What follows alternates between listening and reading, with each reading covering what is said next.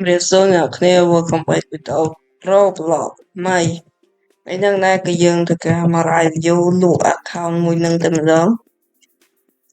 ដែលហ៊ានចឹងដែរ account ហ្នឹងមែនទេគឺថោកខ្លាំងមែនទែនគឺ1រៀលអ្នកឃើញចង់និយាយថាតែថ្ងៃខ្ញុំต้องលេងអញ្ចឹងវាអត់សូវល្អមែនទេអូយប្រខ្ញុំមកបាទ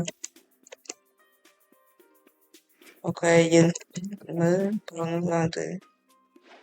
អូខេចាំមើលគាត់បានចូលអីបាទអូខេយើងធ្វើការសុំព្រូគុណមួយ English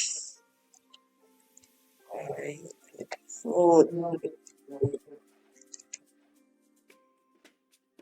ណាគុណមួយទៅណាទៅចាប់ទៅណាគេបានតួងគេគេឡើយនេះកុំមកទីមកយកគឺខ្ញុំមកប្រើយក account នេះទៅម្ដងទៅគេអាចទិញហើយរបស់62គឺជាលេខដែលខ្ញុំចូលចិត្តទៀតផងរបស់62ហ្នឹង account មានហ្នឹងណាគឺគ្មានបុកអីទេតែឃើញមើលតាមនឹងបានមានក្តាប់ដៃធម្មតាមួយ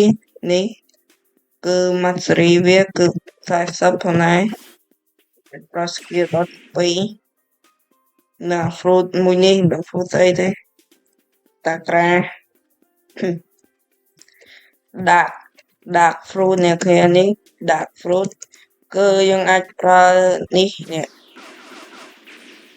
ប្រើដល់ skill ទី2ផងដែរបាទហើយមាន true កតនាដៅ2ហ្នឹងឯងហើយទៅមើលនៅក្នុង item ទាំងអស់គ្នាតើវាមានអីខ្លះនេះ item គឺមាន sword គឺកតនាគឺដៅមួយហ្នឹងឯងហើយមាន fruit ghost ក៏ fruit មាន fruit ខ្មោច spice fruit អានឹងដូចត្រីកញ្ចុះចឹងហើយនេះស៊ីគេ spring fruit and blood fruit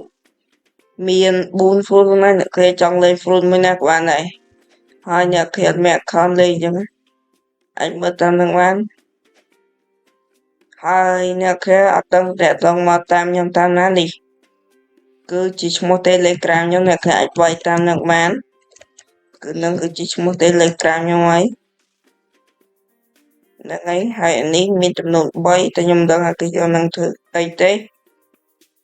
ហើយអ្នកគេអាចមកប៉ុណ្ណឹងបានសូមមេត្តាជួយចុច like ទៅលើវីដេអូនេះម្នាក់មួយផងអ្នកគេខ្ញុំទៅកាន់លុបលើអានឹង block fruit ហ្នឹងអ្នកគ្នា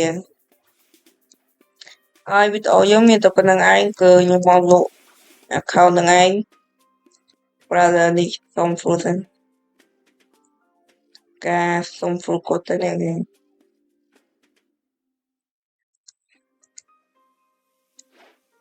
អូខេ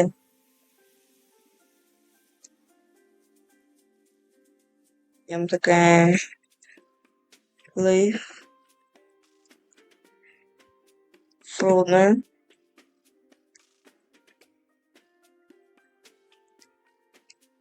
Yes sir